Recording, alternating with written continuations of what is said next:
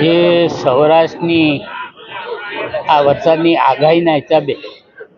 આજે મહુવામાં વધારે વરસાદ પડ્યો અને 13 થી 14 ઇંચ વરસાદ જે મહુવામાં પડ્યો એના હિસાબે બધાને હું કહી શકું એટલું કે આ મહુવા એક ભાવનગરનું ઘરેણું છે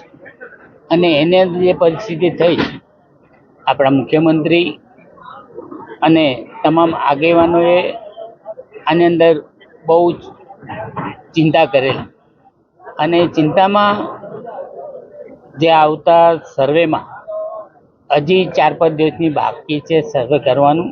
એટલે સર્વે થયા પછી આની અંદરથી શું નિર્ણય લેવો એની માટે સરકાર ચિંતિત છે.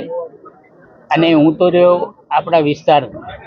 એટલે મને તો બધી ખબર પડે, હું બધું સમજી શકું જ. પણ આવતા દિવસોમાં આની અંદર સારું કામ થાય એવી હું મારા તરફથી નમ્ર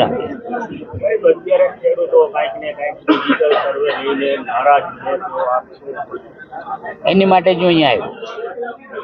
કે નારાજ ન રહે અને આવતા દિવસોમાં સરકાર તરફથી સારો એવો નિર્ણય લેવાશે અને હું વિશ્વાસપૂર્વક કહી શકું છું.